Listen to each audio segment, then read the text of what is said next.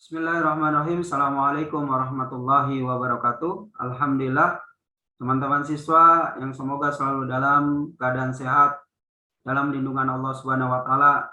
Pada kesempatan ini kami coba akan menyampaikan, menjelaskan secara singkat terkait materi pembelajaran pendidikan jasmani, olahraga, dan kesehatan, materi bola kecil. Teman-teman siswa, berikut penjelasan terkait permainan bola kecil. Permainan bola kecil adalah salah satu permainan dari cabang olahraga yang memanfaatkan alat ringan dan dapat dimainkan dengan mudah seperti bola yang berukuran kecil sebagai bahan permainannya. Karena biasanya permainan bola kecil dapat menggunakan bahan atau alat bantu yang berupa pukulan yang dapat dimainkan dalam bentuk beregu. Adapun jenis-jenis olahraga permainan bola kecil yang akan kita bahas saat ini diantaranya adalah yang pertama permainan bola kasti, yang kedua permainan bulu tangkis, yang ketiga permainan tenis meja. Untuk memahami dan melakukan permainan bola kecil dengan baik, maka kita harus mempelajari gerak spesifik permainan terlebih dahulu.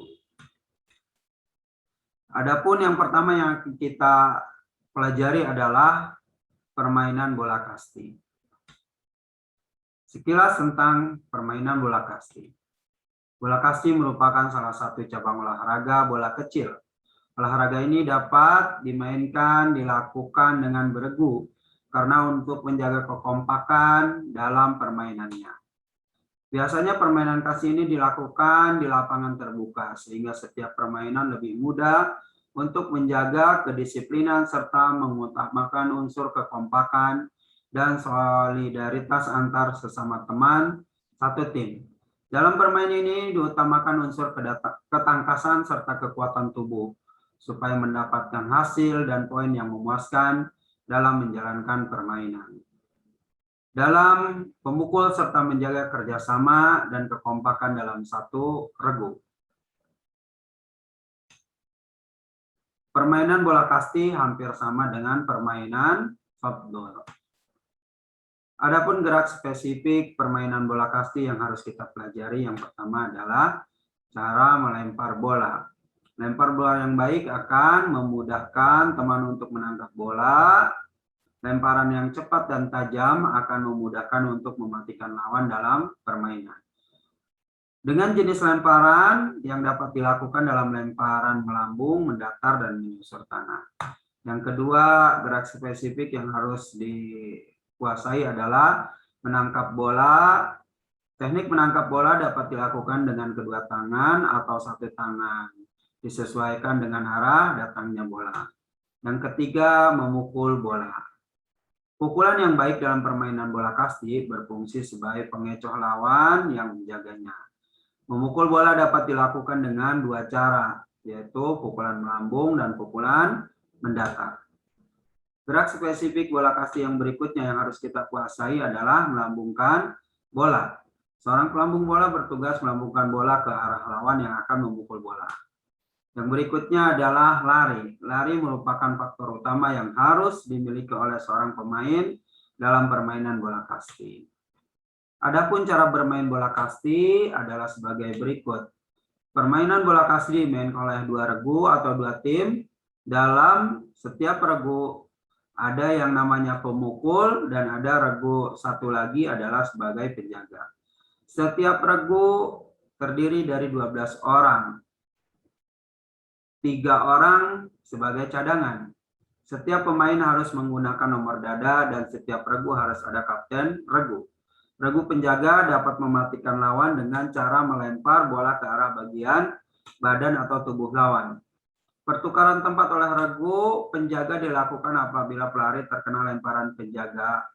Lapangan bola kasti berbentuk, adapun lapangan bola kasti berbentuk persegi panjang dengan dilengkapi dengan tiang hinggap atau pos paling sedikitnya 2 tiang. Demikian penjelasan singkat terkait dengan bola kasti. Untuk selanjutnya, permainan bola kecil yang akan kita pelajari adalah tentang bulu tangkis. Baik, teman-teman siswa, setelah kita mempelajari permainan bola kecil yang pertama yaitu bola kasti, berikutnya kita pelajari secara singkat materi permainan bulu tangkis. Sekilas tentang permainan bulu tangkis. Bulu tangkis atau badminton, satu olahraga bola kecil yang menggunakan alat yang kita kenal dengan yang namanya raket, yang dimainkan oleh dua orang untuk kategori tunggal atau dua berpasangan untuk ganda yang saling berlawanan, mirip dengan permainan tenis. Bulu tangkis bertujuan memukul bola permainan yang biasa disebut dengan kok atau shuttlecock agar melewati jaring dan jatuh di daerah atau bidang permainan lawan yang sudah ditentukan dan berusaha mencegah lawan melakukan hal yang sama. Lapangan bulu tangkis berbentuk persegi panjang dan mempunyai ukuran. Permukaan lapangan disarankan terbuat dari kayu atau bahan sintetis yang lunak. Permukaan lapangan yang terbuat dari beton atau bahan sintetis yang keras sangat tidak dianjurkan karena dapat mengakibatkan cedera pada pemain. Jaring atau net setinggi 1,5 meter berada tepat di tengah lapangan. Jaring harus berwarna gelap kecuali bagian sisi atau bibir jaring yang mempunyai ketebalan 75 mm harus berwarna putih. Garis-garis lapangan yang ada mempunyai ketebalan 40 mm dan harus berwarna kontras terhadap warna lapangan. Warna yang disarankan itu sendiri adalah putih dan kuning. IBF atau International Badminton Federation didirikan pada tanggal 1934 dan membukukan Inggris, Irlandia, Skotlandia, Wales, Denmark, Belanda, Kanada, Selandia Baru, dan Prancis sebagai anggota-anggota pelopornya. Persatuan Bulu Tangkis Seluruh Indonesia atau biasa kita kenal dengan PBSI adalah organisasi yang mengatur kegiatan olahraga bulu tangkis yang ada di Indonesia. PBSI berdiri pada tanggal 5 Mei 1951 di Bandung dengan ketua umum pertamanya adalah Rohdi Partaatmadja. Adapun kelengkapan permainan bulu tangkis antara lain raket atau pemukul. Raket merupakan alat untuk memukul yang sangat ringan dan kuat. Beratnya kurang lebih sekitar 150 gram. Yang kedua, shuttlecock. Terdiri dari bagian kepala dan bulu. Kemudian lapangan. Bentuk lapangan dan ukuran adalah sebagai berikut. Ya, untuk panjang, ini untuk panjang 13,40 meter. Kemudian lebarnya 6,10 meter. Kemudian ada garis-garis ini ya bisa dilihat. Kemudian ini tinggi net, kemudian ini lebar net, kurang lebih seperti ini. Ya. Nah, ini bentuk raketnya seperti ini dan ini yang namanya shuttlecock atau biasa disebut dengan kok. Kurang lebih seperti itu, teman-teman. Berikutnya seperti permainan bola kecil sebelumnya, permainan bulu tangkis untuk menguasai gerak dasar, maka kita harus menguasai gerak spesifik gerakan bulu tangkis. Ya, adapun gerakan itu adalah sebagai berikut. Yang pertama, memegang raket. Memegang raket yang baik dalam permainan bulu tangkis akan memudahkan seorang pemain untuk menerima dan mengembalikan shuttlecock dari pukulan lawan. Cara memegang raket adalah sebagai berikut. Yang pertama, pegangan shake hand atau forehand grip. Pegangan ini dapat diperoleh dengan cara mendirikan raket yang sisi tegak dengan lantai. Pegangan ini hampir sama dengan posisi tangan sedang bersalaman. Yang berikutnya adalah pegangan backhand grip. Pegangan ini dapat diperoleh dengan cara atau dengan jalan memutar seperempat ke kanan dan pegangan dari pegangan forehand. Yang berikutnya, gerak spesifik yang harus dikuasai dalam permainan bulu tangkis adalah sikap berdiri atau posisi berdiri. Selain pergerakan tangan dan pergerakan kaki, ada unsur lain yang perlu diperhatikan saat bermain bulu tangkis, yaitu posisi berdiri atau biasa diistilahkan dengan stance. Posisi ini sangat berpengaruh pada performa bermain, terutama saat memukul dan menerima kok. Ada beberapa jenis posisi berdiri yang ada pada permainan bulu tangkis, yaitu posisi berdiri saat servis. Nah, yang kedua, posisi berdiri saat menerima servis. Yang ketiga, sikap berdiri saat rally. Nah, berikutnya, gerak spesifik yang harus dikuasai oleh seorang pemain bulu tangkis adalah footwork. Footwork merupakan teknik dasar bulu tangkis untuk menghasilkan pukulan yang berkualitas. Oleh karena itu harus dilakukan dalam posisi yang baik dan benar. Seorang pemain untuk bisa memukul dengan baik dan berkualitas harus mempunyai kecepatan gerak kaki. Untuk itu harus latihan footwork dengan rajin dan tekun serta benar. Latihan footwork dengan gerak maju ataupun mundur ke kanan atau ke kiri, depan, belakang, dan menyerong dengan kaki kiri sebagai tumpuan dan kaki kanan selalu ada di depan dekat bola atau kok. Sikap dan posisi pemain harus benar dan sempurna sehingga bisa bergerak ke segala penjuru lapangan dengan cepat, tepat, efisien, tenaga. Pukulan juga harus berkualitas sehingga pemain bisa mengontrol permainan. Gerak spesifik permainan berikutnya adalah servis. Servis merupakan penyajian bola untuk memulai permainan dalam bulu tangkis. Servis ini ada 3 jenis. Yang pertama, servis panjang, servis pendek, dan flick service. Kemudian gerak selanjutnya yang harus dikuasai yaitu pukulan. Jenis pukulan yang biasa digunakan dalam permainan olahraga bulu tangkis atau badminton adalah teknik forehand dan backhand.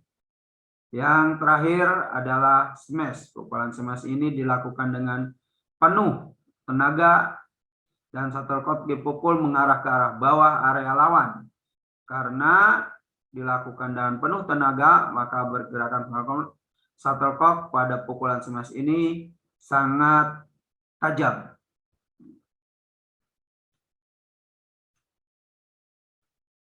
Demikian penjelasan singkat terkait dengan permainan bulu tangkis. Untuk berikutnya nanti kita lanjutkan ke permainan tenis meja.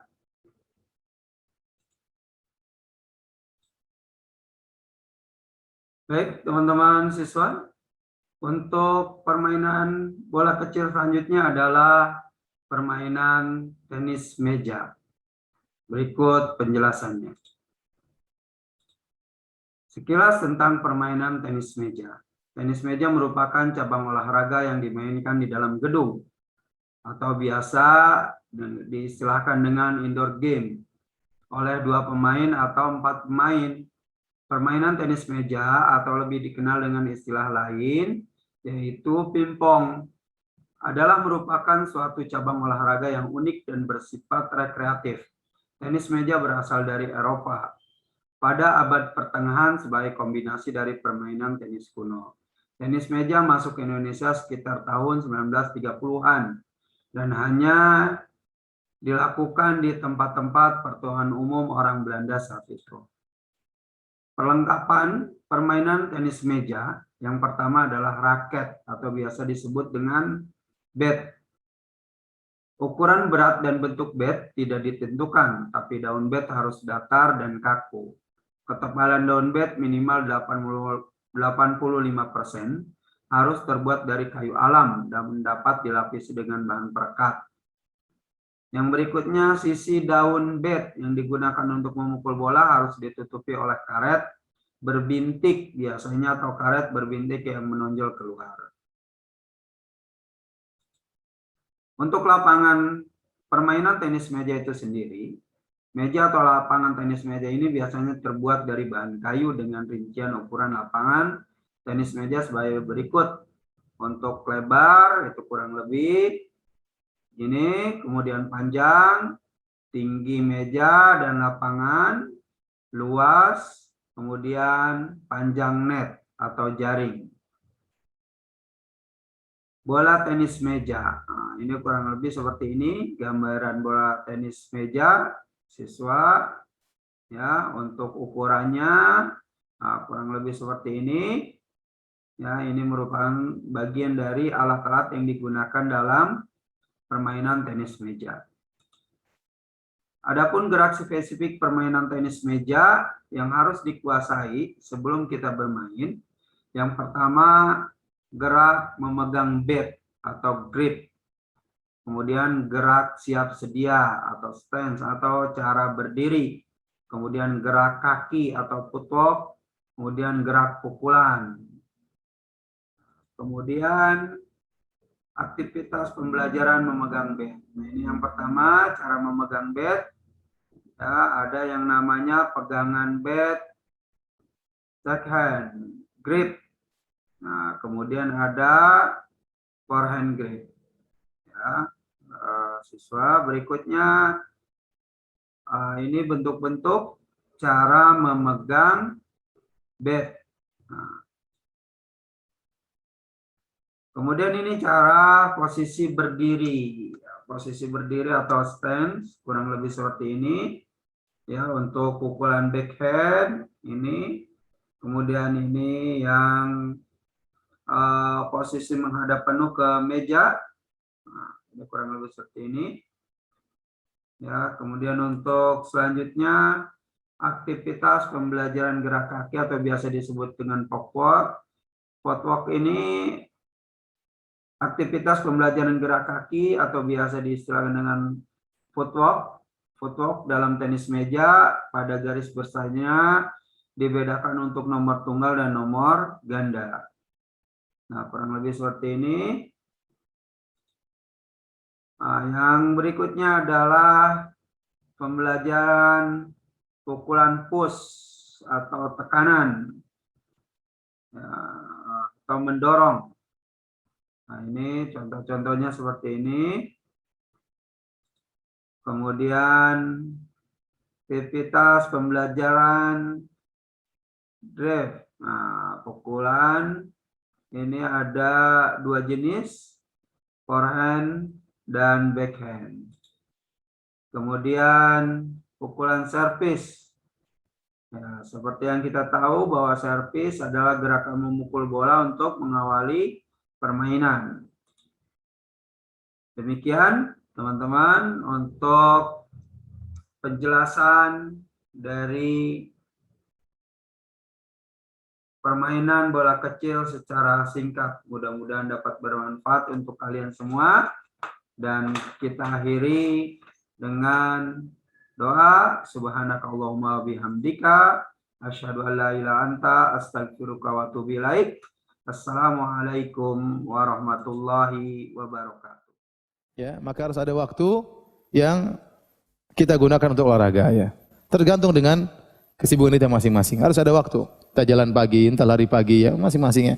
Entah main apakah main basket atau main bulu tangkis, yang penting ada olahraga. Dan sehatnya badan itu menambah kebahagiaan. Makanya Rasulullah SAW menyebutkan nikmat sehat. Kata Nabi SAW, man asbaha aminan fi sirbihi, mu'afan fi jasadihi, walahu qutu yaumihi, ya faka'annama hizat lahu dunya. Kata Nabi SAW, barang siapa yang pagi hari aman di rumahnya, sehat badannya, dan dia punya makanan, maka dia akan seakan-akan dunia telah didatangkan baginya. Maka jangan lupa di tengah kesibukan kita, sisihkan waktu untuk apa? Untuk olahraga ya.